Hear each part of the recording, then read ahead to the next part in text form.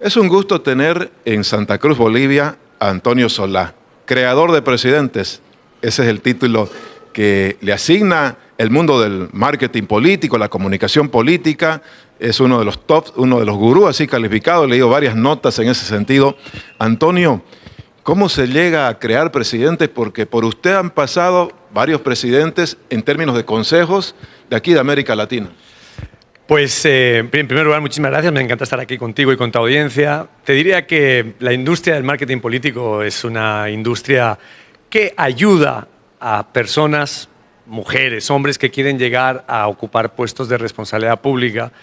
Y en ese tratar de ayudar, pues hay una serie de técnicas, de estrategias, etcétera, que trata uno de aplicar para ganar una elección, que al final nuestras democracias, las que son democracias normales, se gana en una elección, que es lo importante, ¿no? Así que pues es un trabajo como cualquier otro, te diría yo, nada más que trabajas con alguien que luego, si gana, pues llega presidente. Y debe ser todo un método crear presidentes, depende de muchos factores, pero ¿cuáles son las claves? Mira, yo te diría que una de las claves es la disciplina, como todo en la vida. Si te levantas y trabajas 24 horas, pues al final, más allá de los fracasos que uno pueda tener, el éxito termina llegándote. Yo creo que trabajar con disciplina en una campaña electoral o en un gobierno es muy importante. Lo segundo, yo creo, tiene que ver con la, digamos, causa, con el propósito por el que una candidata o un candidato quiere gobernar, por ejemplo, un país, quiere gobernar Bolivia, ¿no? ¿Cuál es la razón por la que te presentas a ser presidente o presidenta? Creo que eso también es muy importante. Y en tercer lugar, desde luego, la comunicación, cómo tú tratas de conectar con tus electores, hablar con tus electores. Ellos al final del día te tienen que votar y el voto es un ejercicio de credibilidad y de confianza de los ciudadanos con las autoridades, digamos, con los que van a elegir.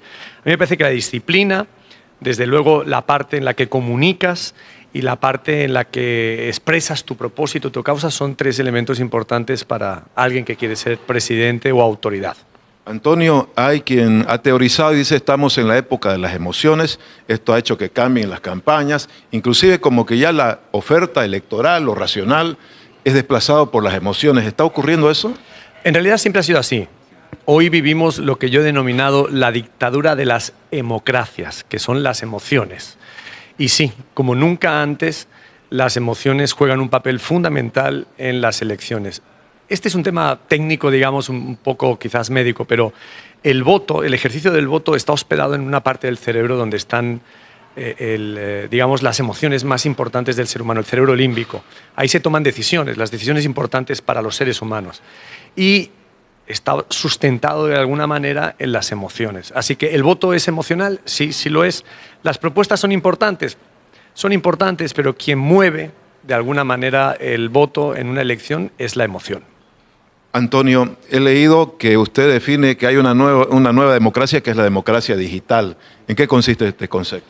Verás, lo que yo creo es que estamos viviendo un fin de ciclo en el mundo, que nuestras democracias están muy agotadas, muy cansadas. Hay un hartazgo muy grande. Aquí en Bolivia lo puedo detectar también. Hay hartazgo, cansancio por parte de los ciudadanos.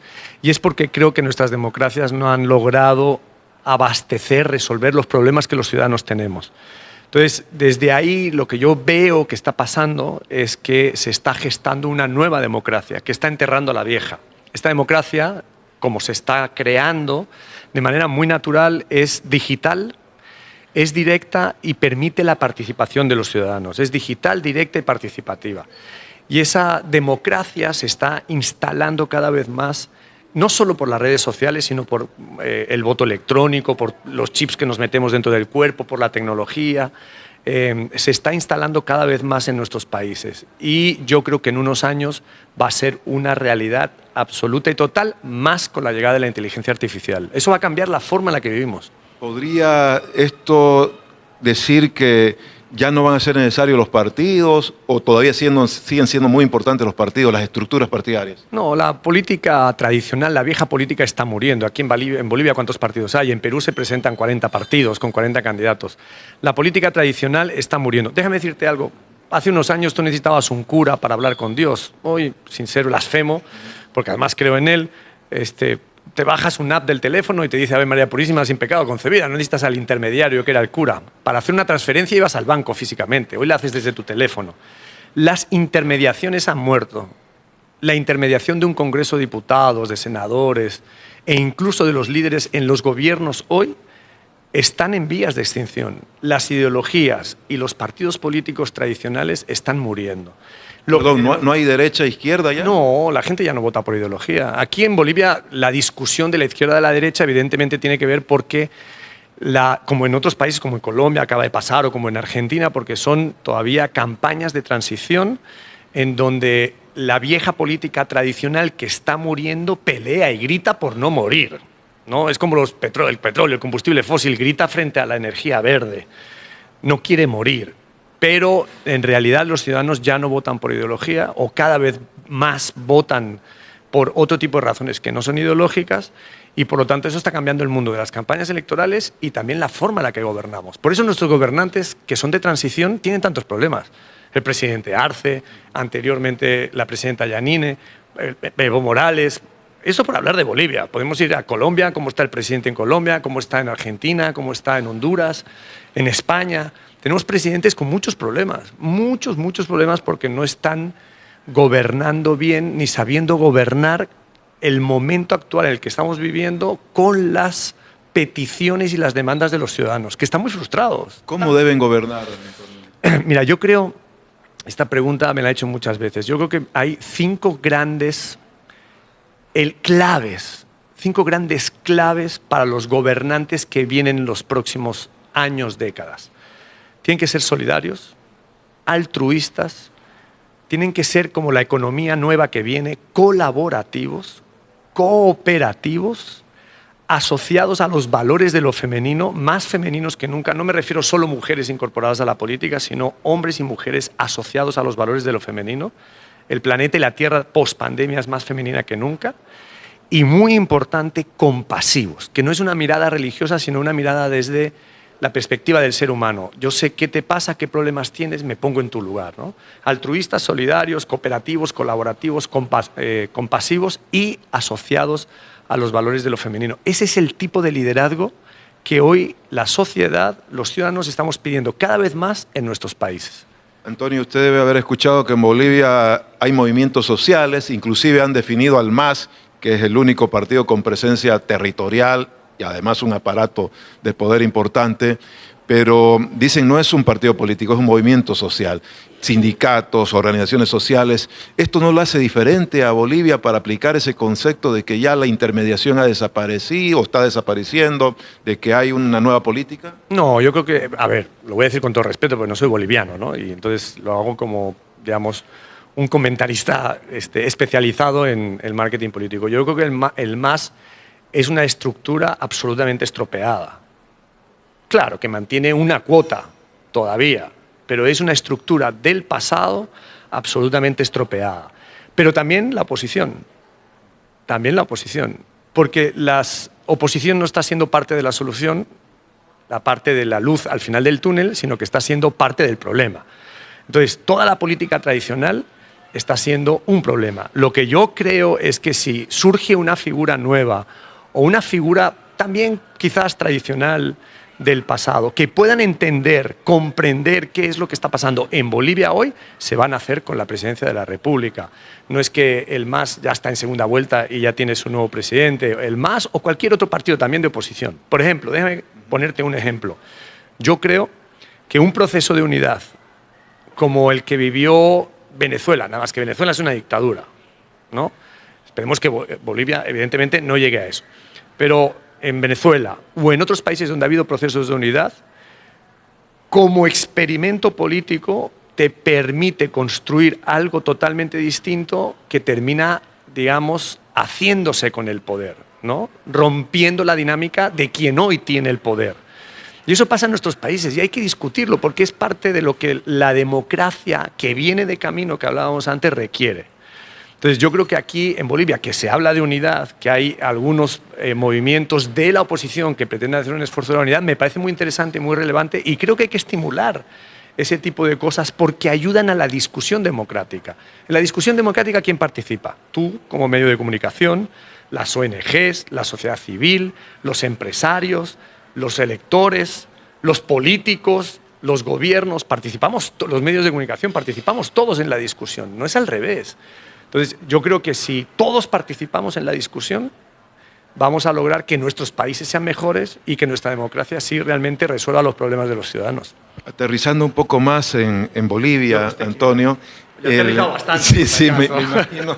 Debe conocer la realidad política boliviana, pero estamos evidentemente encuestas que muestran un desencanto en general con la división del MAS se ha profundizado en ese sentido, la oposición dispersa, la demanda de un nuevo candidato. En ese sentido se habla hasta de un cambio, un agotamiento de ciclo en Bolivia. ¿Usted ve esas señales? ¿Qué puede perfilar un futuro presidente? ¿Cómo debería ser? ¿De dónde puede salir? ¿Hay la posibilidad de un outsider a tan poco tiempo de las elecciones, como Milei o como Bukele en su momento? Bueno, las elecciones son en el 2026. Sí, 2025. Ah, las presidenciales. Ok, 2025. Bueno, a ver. Está interesante la pregunta porque ¿qué está pasando en Bolivia? ¿No? Yo creo tres cosas. La primera es que va a ganar alguien opositor la presidencia. Luego, cuando pase, si pasa, se me tienes que traer al programa porque es el primero. Lo tengo grabado. Yo creo que va a ganar alguien del arco opositor. No va a ganar ni el oficialismo ni... Porque hay quienes recuerdan a Evo el buen momento económico, por ejemplo, ahora que está la crisis dura económica. Sí, está bien, pero no. Mi tesis. No va a ganar el oficialismo o eso que está ahí, digamos, entre Evo Morales, Arce, etc. Va a ganar alguien de fuera, de ese ecosistema, ¿ok? ¿De fuera quién?